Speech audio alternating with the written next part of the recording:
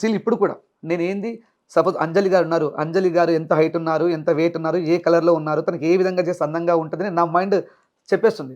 ఆ మైండ్‌కి తిరుగులేదు ఇంకా. అది నాకు ఈశ్వరుడు ఇచ్చిన అనుగ్రహంగా భావిస్తా. రైట్. ఖచ్చితంగా అంజలి గారికి నప్పాల్సిందే ఇంకా. అది నచ్చకుండా ఉండదు. నేను 100 మంది క్లయింట్స్‌కి చేస్తే 98 మంది హై సాటిస్ఫాక్షన్ తీసుకెళ్తారు. ఇద్దరు కామన్. అది నా నెగ్లిజెన్సీ కావచ్చు, లేదా అలా అతి ఆలోచన కావచ్చు. యాహ్! అంతే తప్ప నా డిజైనింగ్‌లో మాత్రం తేడా ఉండదు. రైట్. అది ఈ స్థాయికి తీసుకోవడానికి మొట్టమొదటి కారణం. కానీ మెషిన్ మేడ్‌కి మనిషి చేత్తో చేసిన పనికి ఇప్పుడు హ్యాండ్ మేడ్ అని చెప్పి చాలా కాస్ట్ పెడుతున్నారు కదా! అవును. యాక్చువల్లీ షోరూమ్స్‌లో. అవును.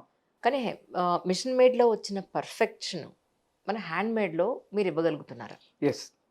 అంటే కళాకారులు 2 రకాలండి. కంప్లీట్ మిషన్ పైన ఆధారపడి పనిచేసే వాళ్ళు కొందరుంటారు. ఇప్పుడు ఎగ్జాంపుల్ ఈ లోగోని గమనించండి. యూఎంజీ అని ఒక లోగో ఉంది.